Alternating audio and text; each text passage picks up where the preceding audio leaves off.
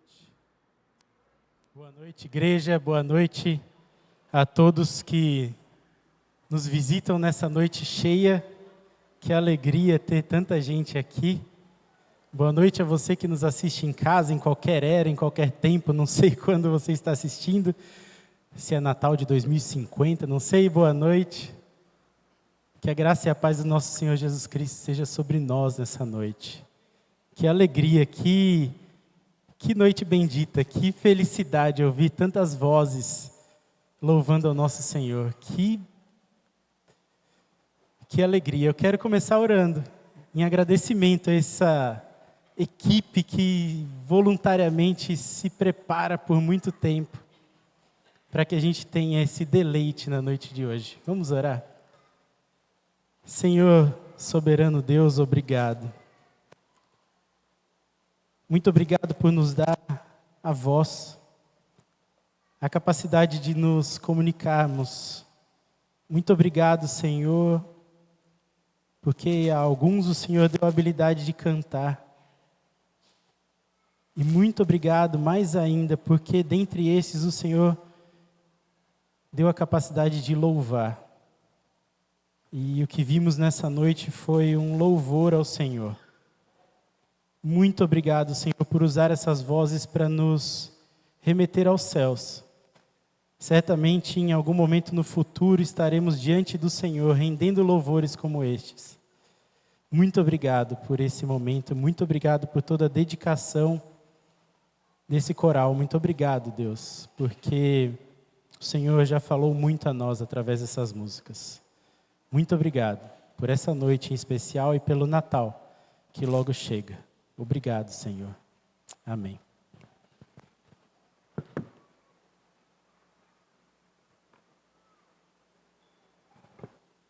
Estamos caminhando para o Natal. Ele está aí na porta, já chega.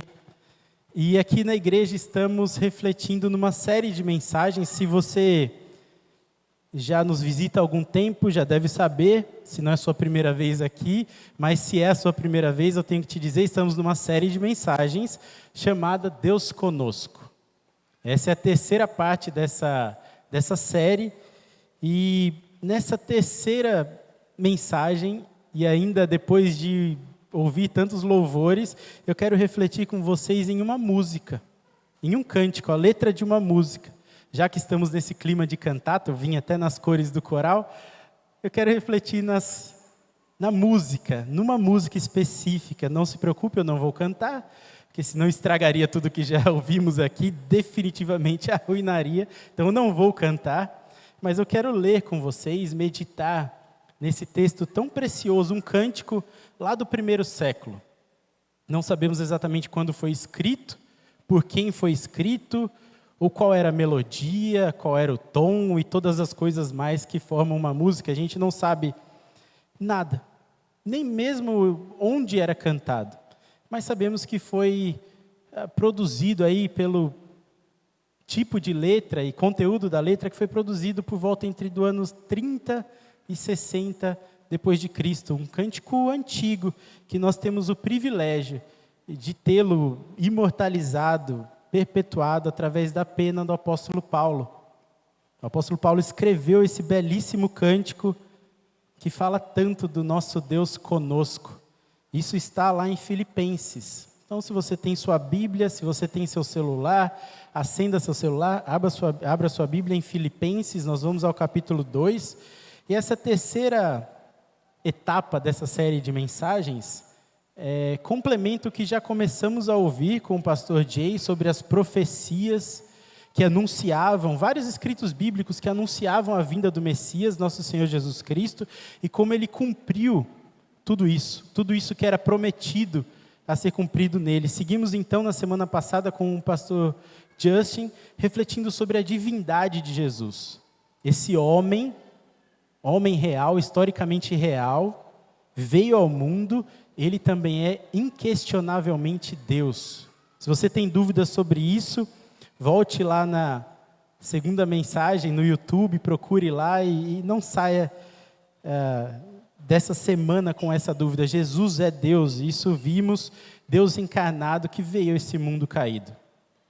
E hoje, através desse cântico específico, eu quero meditar com vocês sobre as implicações da vinda de Jesus.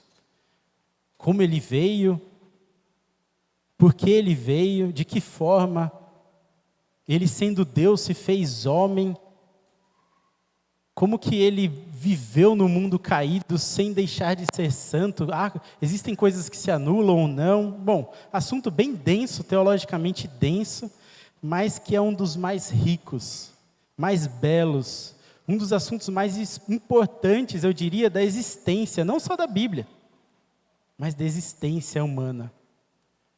E eu quero alertar você, crente, que já professa fé em Jesus Cristo, que ouve ano após ano mensagens de Natal, talvez você pense, poxa, mais do mesmo, eu já sei essa história. Mas abra seus ouvidos. Eu sei que você já conhece, já sabe sobre a vinda de Jesus, a morte, a encarnação, já ouviu isso várias vezes, mas abra os seus ouvidos, e não só os ouvidos, abra o coração para ouvir mais e meditar mais sobre esse bendito Salvador, eterno Deus que se fez carne. Reflita honestamente nessa noite sobre isso. E para você que conhece sim essa história, sabe, já ouviu, até porque nosso calendário já aponta para ela, você certamente já ouviu falar sobre Jesus, já ouviu que ele esteve nesse mundo, foi crucificado, mas essa história não é muito real para você, não é muito viva na sua vida.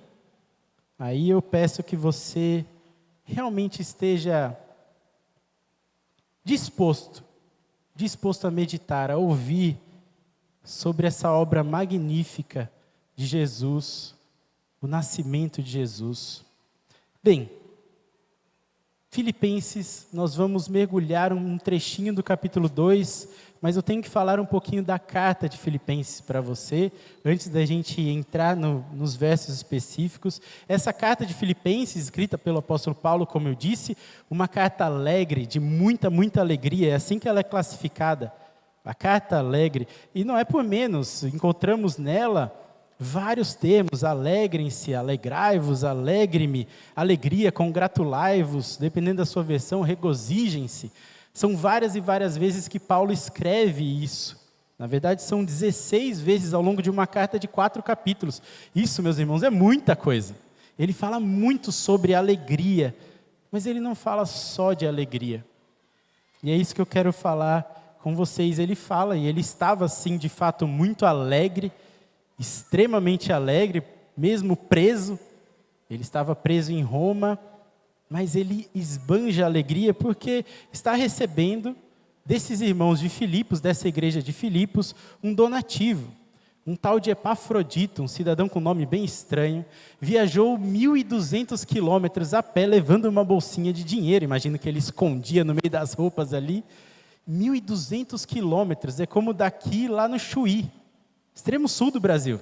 Ele foi andando, levando um donativo para Paulo, que estava preso. E os presos de Roma não tinham, como a gente diz, não tinham boquinha, não tinha nada facinho para eles, não. Eles tinham que, inclusive, pagar para estarem ali presos em Roma. E ele precisava de dinheiro, é o que esse Epafrodito, nome bem estranho, vai fazer: levar um donativo. Por isso Paulo está muito feliz, porque uma igreja está o apoiando ainda, mesmo em seu cárcere. Mas no meio de tanta alegria, no meio dessa carta, Paulo dá um gigantesco puxão de orelha nessa igreja. Mas gigantesco. E quando nós lemos, pode passar desapercebido ali, mas é uma grande exortação que Paulo dá àquela igreja de Filipos. A primeira igreja que recebeu o evangelho na Europa. E ele vai dar esse puxãozão de orelha ao longo de toda a carta, pincelado, mas o clímax está no capítulo 2. O clímax literário está ali, nesse cântico que leremos. Aquela igreja, e eu ouso dizer que não só eles, talvez seja um padrão da humanidade, aquela igreja era egoísta. Egoísta. Algo que carregamos conosco por muito tempo.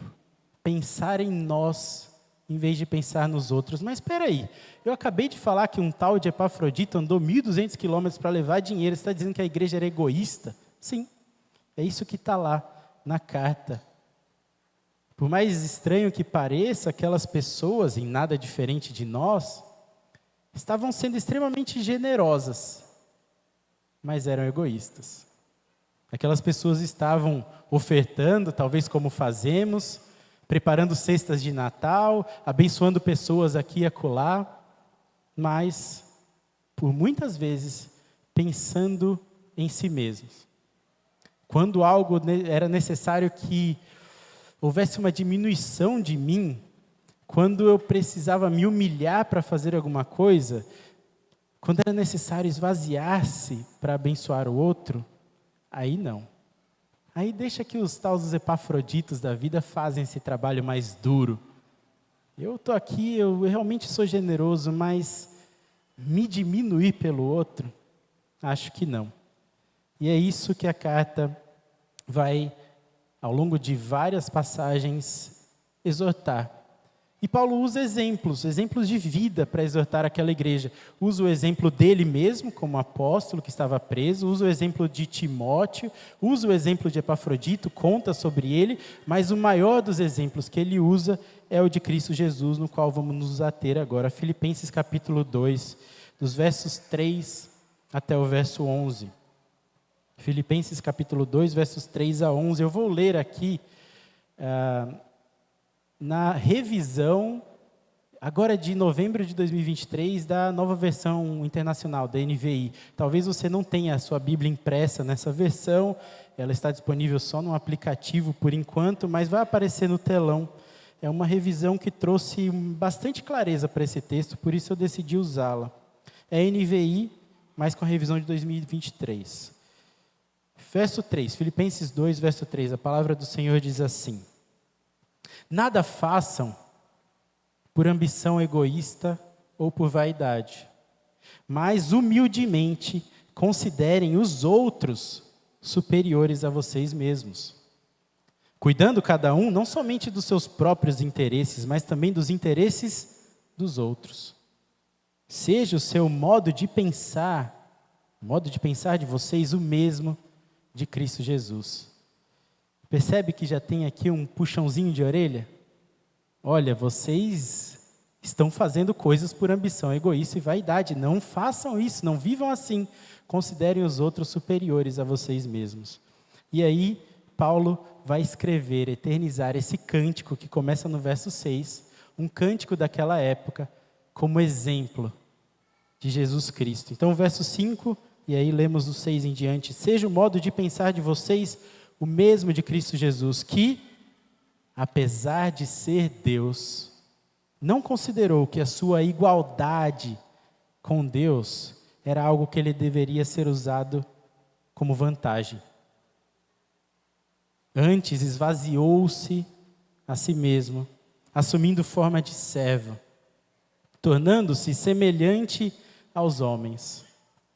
Sendo encontrado em figura humana, humilhou-se e foi obediente até a morte, e morte de cruz. Verso 9, por isso Deus o exaltou à mais alta posição e lhe deu o nome que está acima de todo nome, para que ao nome de Jesus todo joelho se dobre, nos céus, na terra e debaixo da terra, e toda língua confesse que Jesus Cristo é o Senhor, para a glória de Deus Pai. Que texto belíssimo, que texto exuberante, eu não tenho palavras. Esse é o assunto máximo da carta de Filipenses. Esse é o assunto máximo, talvez, de todas as escrituras. Esse é o assunto máximo, ou deveria ser, de nossas vidas. E eu quero ir verso a verso, já lemos uma vez, agora vamos voltando. A partir do verso 6, que é o cântico, no qual nos propomos a meditar mais essa noite. Nas versões mais antigas, se você tem ela aí, diz assim: subsistindo em forma de Deus, Jesus, subsistindo em forma de Deus, não julgou como usurpação o ser igual a Deus. Percebe como é difícil até entender o que está sendo dito aqui? A nova NVI trouxe mais clareza a esse texto.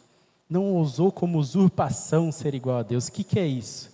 Lendo na versão que estamos meditando. Jesus, apesar de ser Deus, Ele é Deus, não considerou que a sua igualdade com Deus era algo que deveria ser usado como vantagem. Ou, na NVI anterior, algo que deveria se apegar ou apegar-se. Que bom que já vimos, como disse no domingo passado, sobre a divindade de Jesus. De novo, se você tem dúvida sobre isso, volte lá no YouTube, não fique com essa dúvida. Eu vou partir desse entendimento. Não vou recapitular, Jesus é Deus. Vou fazer como o apóstolo Paulo, ele simplesmente afirma isso. Jesus é Deus. E Ele é de fato Deus, com todo o poder, com toda a majestade, com toda a soberania de Deus. Deus na sua plenitude, sem perder nenhum dos seus atributos, nenhuma das suas qualidades, características divinas. Jesus, Ele é o Deus, Criador e sustentador do universo. E veio ao mundo. Ele poderia rogar para si glória sem cruz. Ele poderia forçar a humanidade a adorá-lo, e nada iria ser diferente de um ditador qualquer. Mas Ele não fez isso. Ele veio ao mundo, Ele não se apegou ao fato de ser Deus, Ele não julgou como usurpação, lá nas versões mais antigas. Ele não usou nenhuma das suas prerrogativas divinas, direitos divinos, Ele não usou nada disso, direitos que somente Ele tem, não usou nada disso, quando considerou vir ao mundo. E Ele veio. E o texto da NVI traz clareza. Ele não considerou nada disso como vantagem. Vantagem para quê? Para o que vem na sequência. Vou ler o 6 e o 7 novamente. Apesar de ser Deus, não considerou que a sua igualdade com Deus era algo que deveria pegar-se, ou deveria ser usado como vantagem. Verso 7. Antes, ou pelo contrário, esvaziou a si mesmo. Assumindo forma de servo, tornando-se semelhante aos homens. Esse início do verso 7, que conecta dois blocos, a divindade de Deus absoluta e a humanidade de Deus plena em Jesus Cristo. Na teologia existe uma enorme, sabe o que é enorme? Multiplica por 2, enormíssima discussão sobre o que é esse esvaziar-se de Jesus. A si mesmo esvaziou. E eu quero resumir ao máximo aqui, sem deixar de explicar, olhando somente para o texto que a gente está lendo. Perceba que esse esvaziar conecta essas duas realidades. Antes, Jesus é Deus. É Deus em igualdade com Deus. Aí vem o esvaziar-se, e depois Jesus é servo.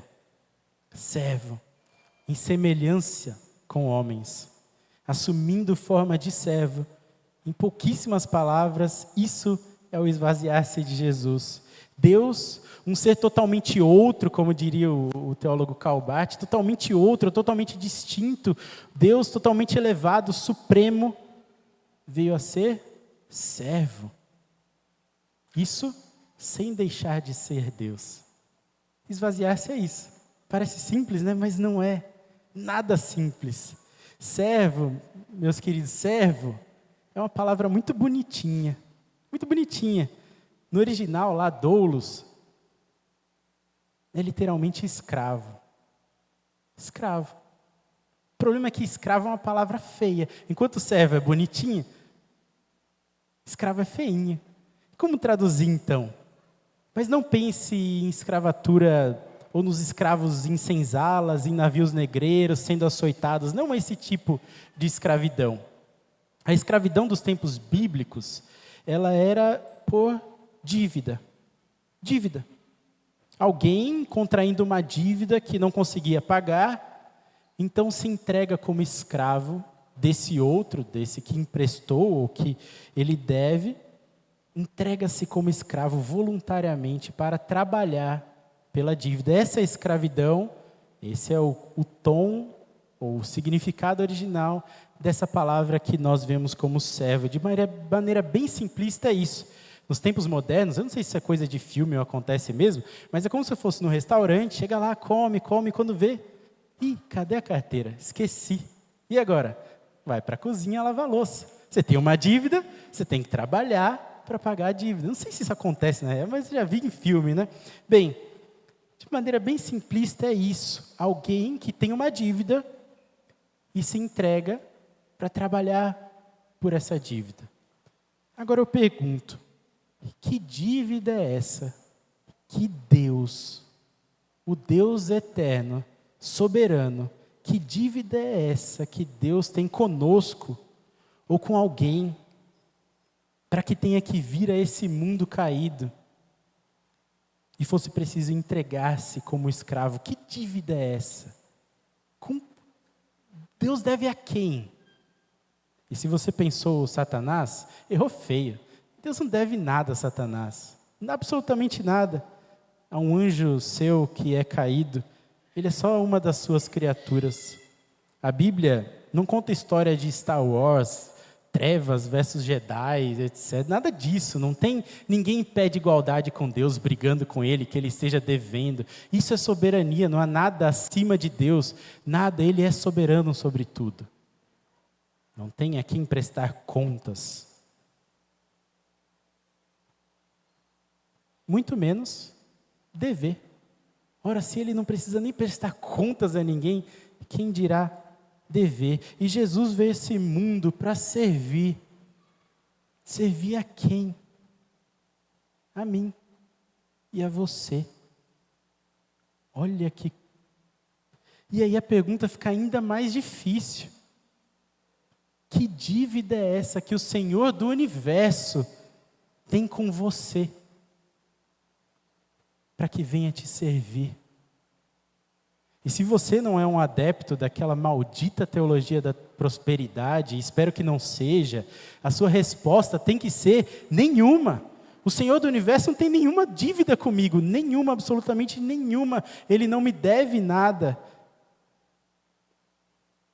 Deus não nos deve absolutamente nada para que saísse da sua posição de glória, suprema glória, majestade, supremacia sobre toda a criação, para vir ser cuspido, açoitado, perseguido, não ter onde colocar a cabeça para dormir.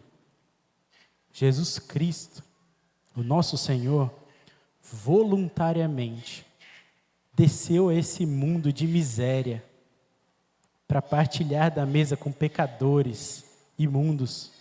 Voluntariamente, Ele, Jesus Cristo, cujos serafins, lá em Isaías 2, os serafins cobriam o rosto diante da sua santidade e glória. Santo, santo, santo é Ele, Jesus Cristo. Ele veio aqui a esse mundo ser desprezado e rejeitado pelos homens. Veio a ser um homem de dores, experimentado no sofrimento. É isso que está lá em Isaías 53, verso 3. Ele veio voluntariamente sofrer. Você já subiu no mirante? No mirante. Seja lá qual for, aqui talvez no pôr do som, aqui em Caraguá mesmo, ou em cima ali naquela praça do Camaroeiro, lá em cima. Já subiu lá? De lá você olha, quase já não dá para ver as pessoas. Se você vê um pontinho andando para lá e para cá, os carros já parecem formiguinhas andando numa maquete. E mais alto, quem já subiu no Santo Antônio? No Morro Santo Antônio lá, nem carro dá para ver direito. Parece que o ser humano simplesmente some.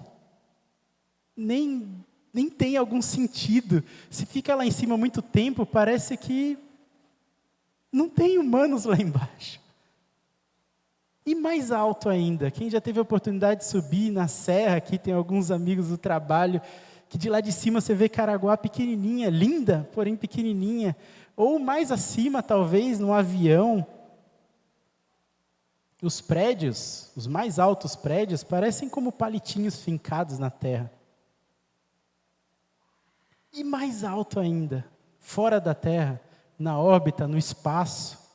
Tem algum milionário aqui entre nós que já fez esse turismo espacial? Se você tem 20 a 25 milhões de reais, dá para fazer. É só ligar numa das 4 empresas lá, pega um foguete meio estranho e vai para a órbita olhar a Terra lá de cima. Quem somos nós diante da grandeza da Terra? E quem dirá do universo? Os astronautas que foram para a Lua compartilham meio que um senso comum que o segundo homem a pisar na Lua, o Buzz Aldrin, ele diz que a Terra, que para nós é gigante, é como uma bolinha azul. Uma bolinha azul flutuando, frágil, flutuando e observada pelo espaço, ou do espaço vasto e imenso ao seu redor. De lá, o que é o ser humano? E o nosso Deus, Ele é maior que tudo isso. Maior que esse vasto e enorme, gigantesco universo. Não estou falando aqui em questões dimensionais, obviamente, mas em poder, em supremacia. Ele é muito maior do que tudo que podemos imaginar. De lá de cima das estrelas, Ele olha e consegue ver eu e você, no íntimo. Ele é gigante. Ele criou e sustenta tudo isso. Da mais distante estrela, da mais distante galáxia, até uma planta que temos ali na nossa entrada. Ele sustenta tudo isso. Agora que estamos lá no universo, lá nas estrelas, faça um movimento contrário comigo. Vem voltando para a Terra. Ele, Jesus, apesar de ser dono de tudo isso que a gente pode imaginar e muito mais, e ter direito sobre tudo isso, prerrogativas divinas sobre tudo isso, não considerou que a sua igualdade com Deus era algo que ele deveria levar como vantagem, ou ser usado como vantagem. Antes, de lá do alto, esvaziou-se e veio ao mundo, assumiu forma de escravo, num lugar específico, num tempo específico, no espaço específico. O Deus que não pode ser contido, nasceu e foi colocado numa manjedoura. Assumiu uma dívida que não era sua. Voluntariamente tornou-se semelhante a nós, criaturas. Semelhante a esses minúsculos que nem do mirante podem ser vistos. Quem dirá de lá das alturas? E Ele, em forma humana, nosso Senhor Jesus, humilhou-se. É isso que o texto que lemos diz. Foi rebaixado ao pior ser humano existente. E foi mais fundo no sofrimento do que eu e você jamais iremos. Talvez nenhum de nós aqui que sequer leve um tapa por ser cristão. No máximo a gente recebe um olhar meio torto e olhe lá. Jesus recebeu muito mais do que isso. O dono do universo, escravo. William Hendrickson, autor de vários comentários bíblicos, professor de Novo Testamento, ele diz, comentando esse texto, ele diz o seguinte, abre aspas, de fato, Jesus renunciou tudo, até a si mesmo, sua própria vida. Tão pobre ele era, que estava sempre pedindo emprestado um lugar que pudesse nascer. E que lugar? Uma manjedoura, onde se deposita comida de vaca. Pedindo emprestado uma casa, onde pudesse pernoitar. Pedindo emprestado um barco, onde pudesse pregar. Pedindo emprestado um animal, onde pudesse cavalgar. Uma sala, onde pudesse instituir a primeira ceia. E, finalmente, pedindo emprestado um túmulo, onde pudesse ser sepultado. O dono do universo. E além do mais, ele tomou sobre si uma dívida muito pesada, a qual assumiu voluntariamente, aliás, a mais pesada dívida já paga por alguém, os pecados da humanidade. Fecha aspas. Meus queridos, o Natal nos relembra isso. O Natal nos relembra isso, que o Rei do Universo saiu do seu trono de glória, da sua mais alta posição e começou uma trajetória aqui na terra, uma trajetória de humilhação, de sofrimento, mas de extremo amor, de extrema graça e glória. Um amor tão grande, mas tão grande, que o levou à morte, e não qualquer morte, a mais humilhante da época. Aquela que sequer ousavam falar o nome. Se você é mais antigo, deve lembrar que não se pronunciava, quando alguém tinha câncer na família, falavam aquela doença, ficou com aquele negócio. Ninguém ousava pronunciar de tanto horror que causava. Essa era a cruz. Ninguém pronunciava na época, de tão horrenda que a morte era. Eu empresto uma ilustração do pastor Marcos Granconato, que ele diz que Jesus sai da sua exaltação máxima para a sua humilhação máxima nesse texto. Eu vou ler novamente com vocês, observe isso. Ele sai do seu mais alto céu até a mais dolorosa cruz. Versos 6 a 8. Diz assim, como já lemos, verso 6, apesar de ser Deus, não considerou que a sua igualdade com Deus era algo que deveria ser usado como vantagem. Antes esvaziou a si mesmo, assumindo forma de servo, tornando-se semelhante a homens. Sendo encontrado em figura humana, humilhou-se e foi obediente até a morte, e morte de cruz. O Natal começa a contar essa história. Não perca isso de vista. Não perca isso de vista. Quem somos nós? Que dívida Deus tem conosco? Nenhuma. Foi por amor. Amor a seres ínfimos, pequenos, mas conhecidos individualmente.